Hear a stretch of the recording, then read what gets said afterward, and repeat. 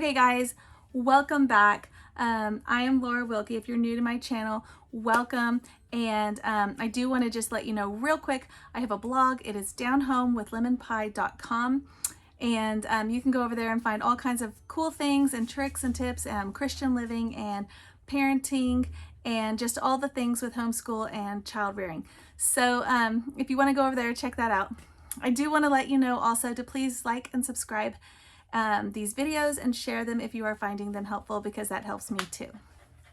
Okay guys, so this video is actually going to be just a bunch of information about how our family transitioned from 2 incomes to 1 income, and things that we are doing in our new lifestyle to help support that living.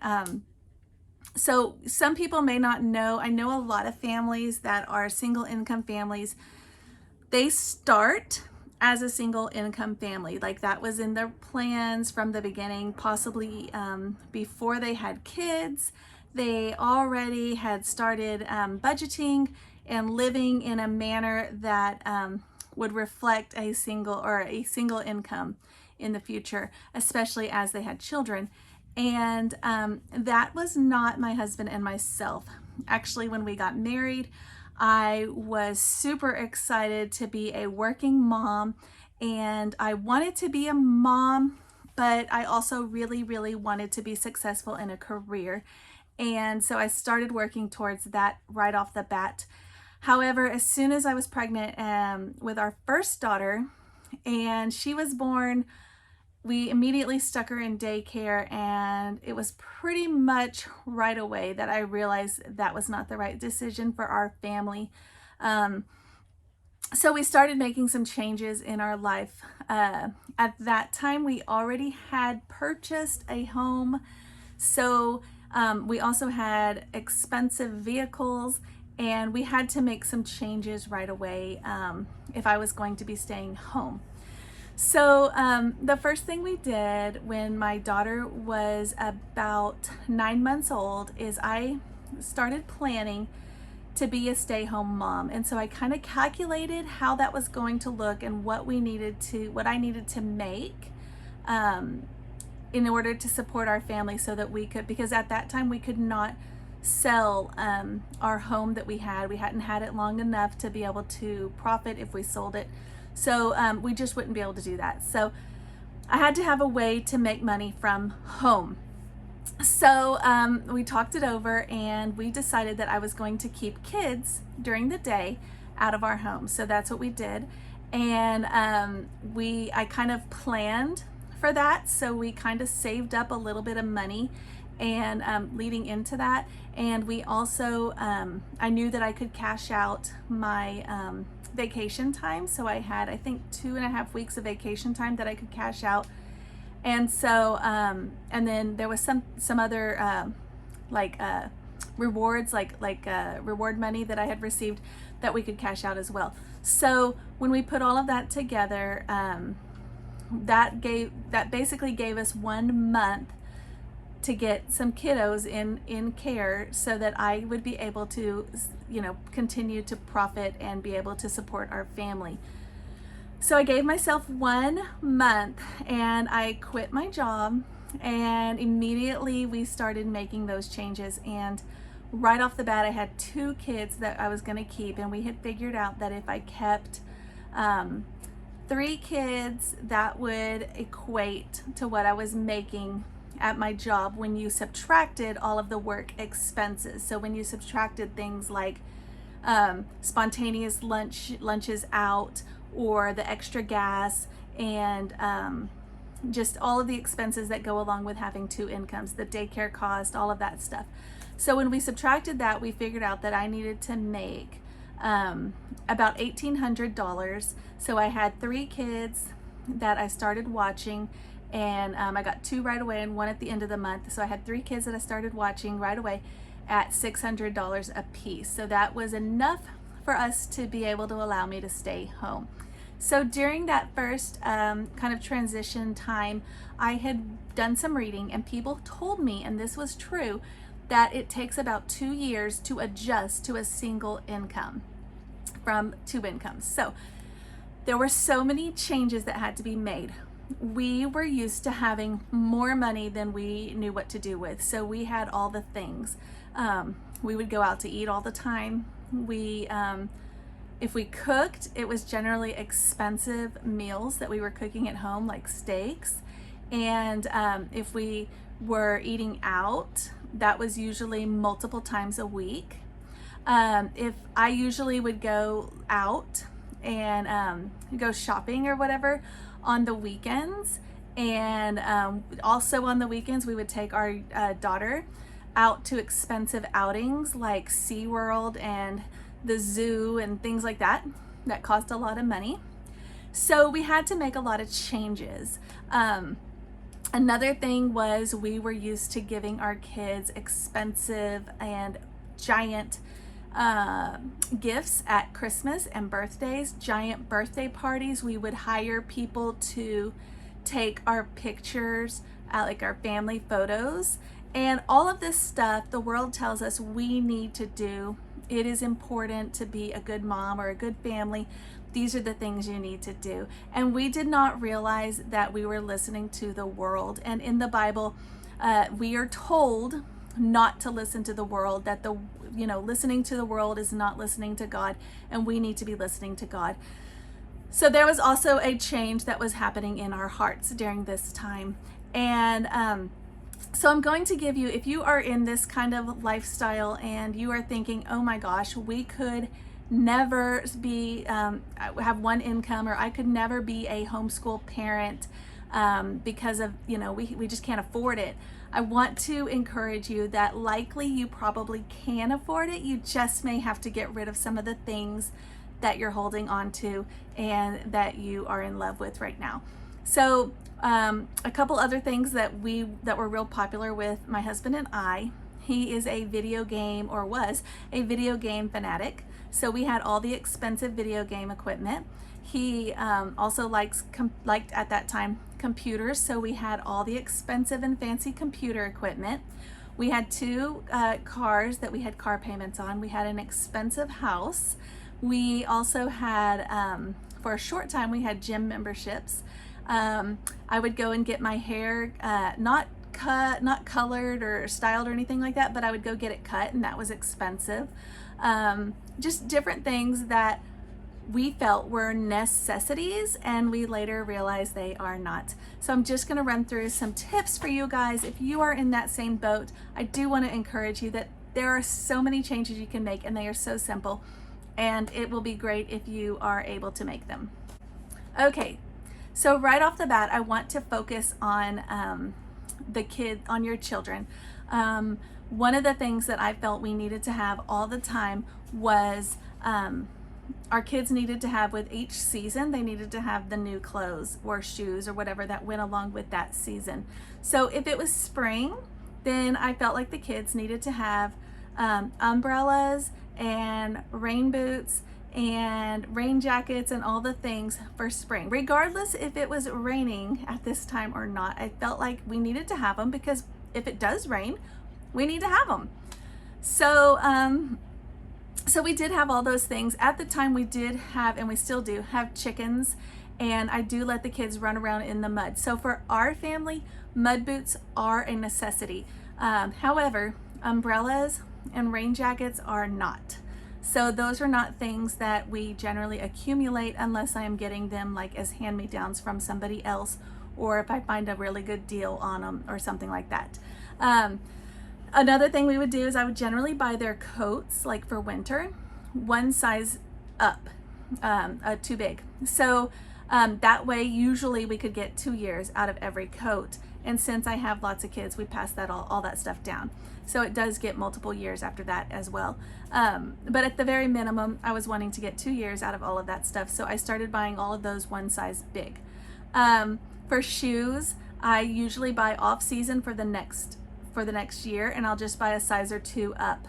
And most of the time that's plenty, but occasionally I don't gauge the sizes right, or the kids don't grow a whole size like I thought they would, or they grow 2 sizes or whatever, and then I have to get an extra pair. But then I just save the ones that I had saved that I had already purchased for either the next kid after them, or this kid can grow into them if they were too big.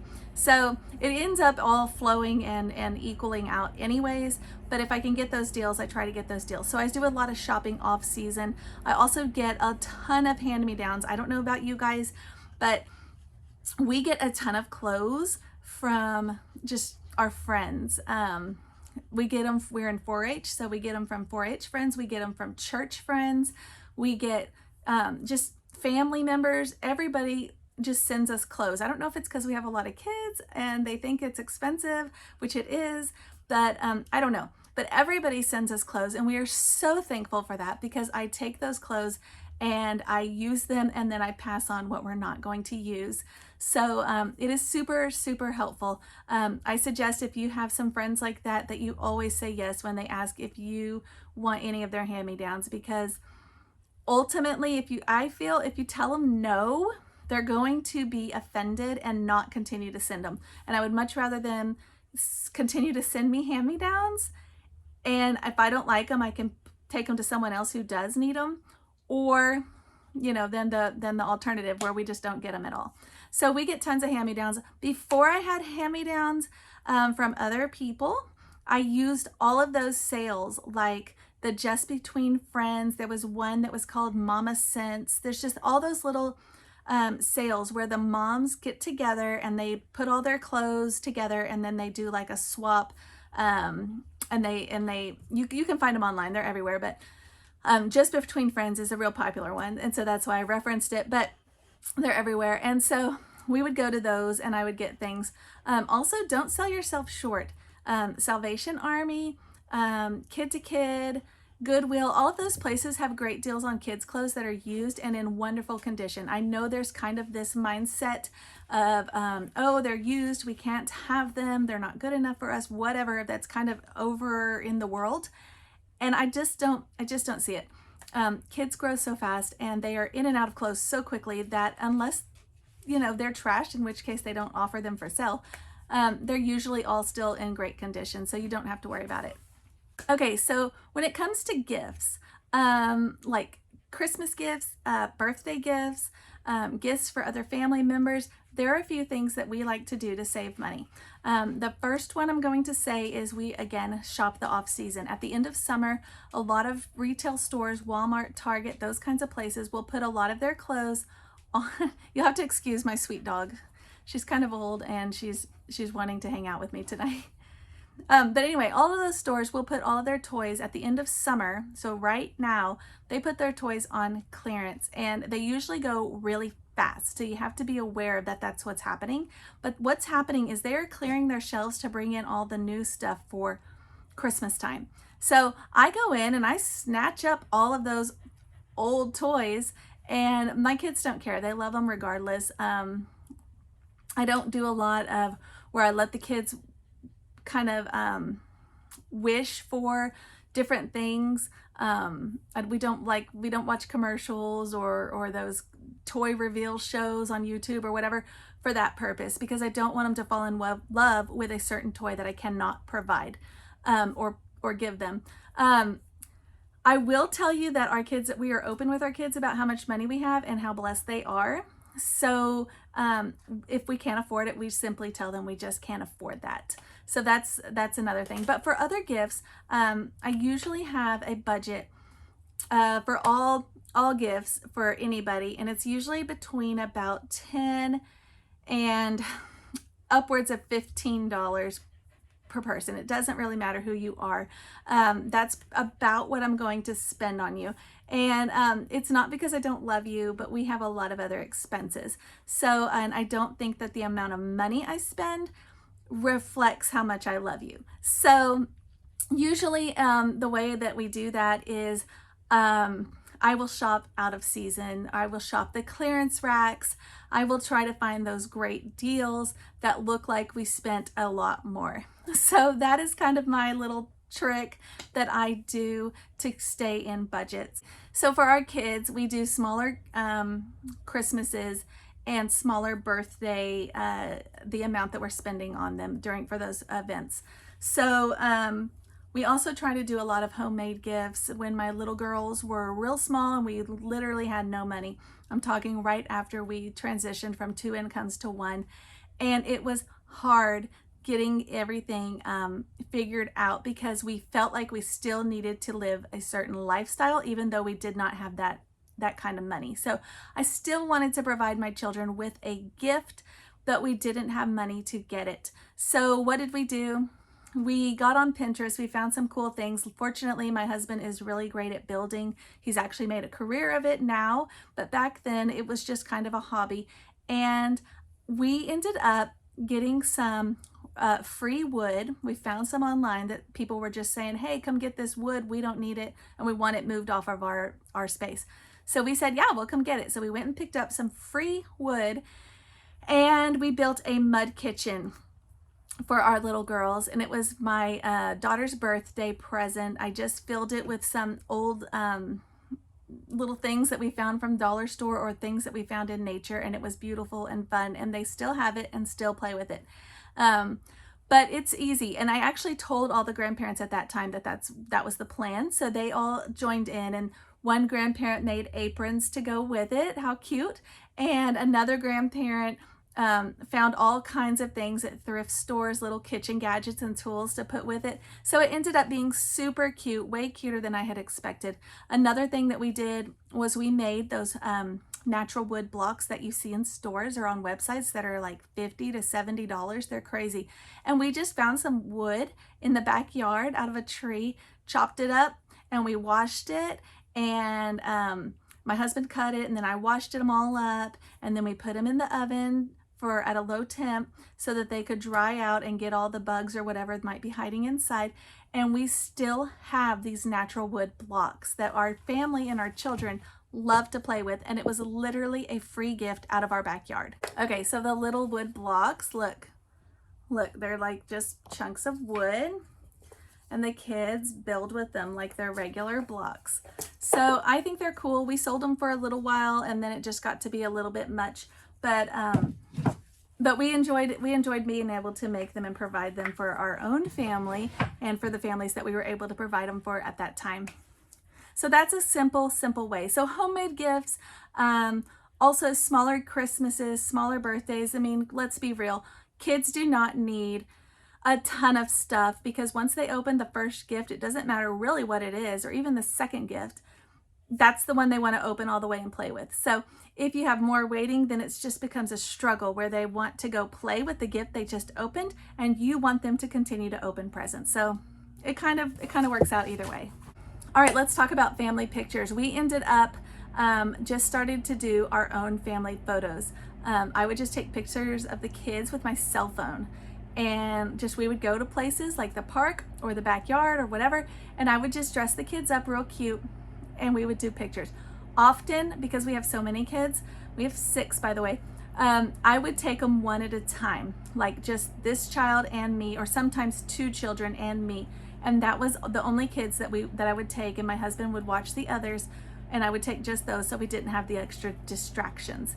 If it was a family photo, we actually bought a tripod, or we would have a friend come over and they would just take us quick pictures, here and there.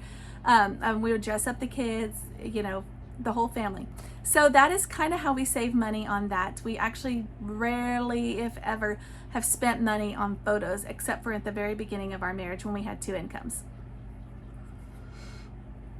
Another friend of mine is really good about saving money with pictures, and what they do is they still use a professional photographer. It is a friend of theirs, and they trade babysitting. So she will babysit the photographer's children for however long they've agreed on, and then in return the photographer will go and take pictures of her kids and her family. So that's another way, doing some trades like that. Okay, so another thing I have for you when you're trying to transition from 2 incomes to 1 is to try to cook at home and to cook from scratch. That saved us a ton of money. Cooking from home alone will save you a ton of money, but if you actually are cooking from scratch and you're buying the basic ingredients, I'm talking like flour and butter, those kinds of things, versus things that are already made, then it'll save you even more money. Okay, but sometimes you have to eat out, and I understand that.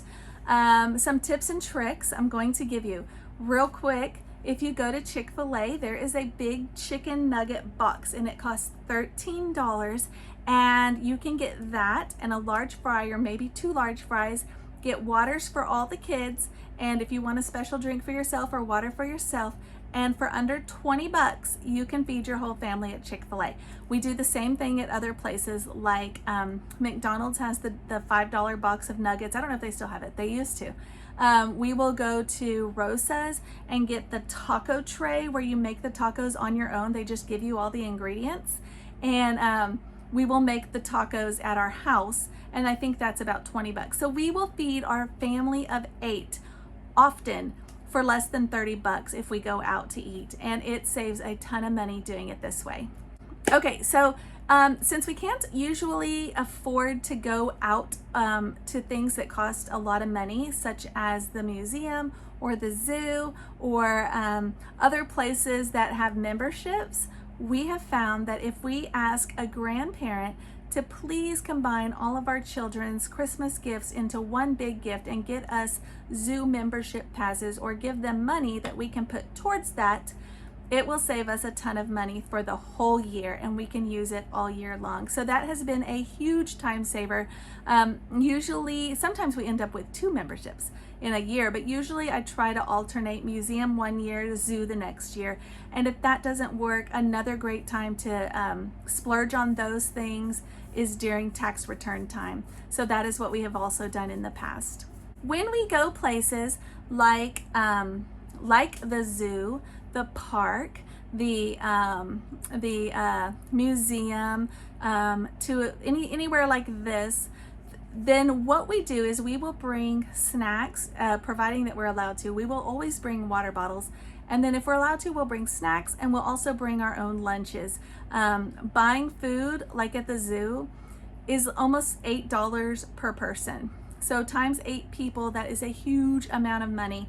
But if I pack us all up some sandwiches and some grapes in baggies and some cucumber slices and some apples and some chips, we're set for the whole day. We've got snacks and lunch, and the kids are happy, and I don't have to actually worry about, you know, is everybody going to eat it? And plus, if they don't even want to eat the food, like if 3 of them are hungry and one's not hungry, then I have one kid that I have to either waste their food and throw it away, or I have to pack it up and bring it with me. And it's just so much easier if I've already prepared and planned all of that. Okay, so we will use the same technique when we are running a lot of errands. Before we moved where we currently live, we lived 30 minutes from the nearest anything. So if I was going out to the store, like to Walmart, and it would be an all-day event, because it would take us 30 minutes to get there, 30 minutes to get home, and then however long we were at the store, and it would be a good several hours. So what I would do is I would use this same concept. I would literally pack lunch boxes for the kids, and we would go and we would do our shopping, and then we would go to a park, and we would eat lunch, and they would play, and then we would come back home. But if we had cold things that we were buying, then obviously we would reverse that order, and we would do lunch in a park first and then go do our shopping. But regardless, if you plan in advance, you can probably get rid of a lot of those spontaneous food expenses. Okay, so my last one is when you are a family and you are working with 2 incomes, there's kind of a race that occurs on the weekend where you are trying to get all the things done that you couldn't get done during the week. And I'm talking not just household chores like laundry and cleaning the house and grocery shopping, all of those things, but also the time that you are wanting to spend with your family and your kids. And when you only have one income, you don't have the money. You now have the time. Before you didn't have the time. Now you have lots of time, but you have no money. So you have to get creative. So one thing we did is we started doing at-home movie nights for free. We would make a big deal out of it. We would plan a special dinner. Sometimes I'd make them correlate like Lady and the Tramp with spaghetti or something like that. And the kids love it. We make a big deal, so the kids are really excited about it. I tell them all day long, oh, movie nights tonight, da da da. And now we actually have a set day. It's usually on Thursdays, sometimes Tuesdays. And then we do also sometimes game nights, and we'll splurge on a board game or a card game. And then for months, we'll just continue to play that same one, or we'll rotate it in a group. So it doesn't really cost us a lot of money, and it's still super fun. We pull out all the stops. So I will go get them like the dollar boxes of candy from Dollar Tree, and they'll each get one, or sometimes I'll get one per 2 kids and they share. And I'll get popcorn. Like, we just make it super, super fun, so that ultimately it's more fun to stay home with our family than it is to go out and into the world. So anyways, I hope you enjoyed these tricks and tips. If you are a family that is seeking encouragement as you are trying to transition from 2 incomes to 1, I hope that this has been helpful for you. You'll have to excuse my daughter. How funny. Anyways, thanks for watching, and I will see you guys next time.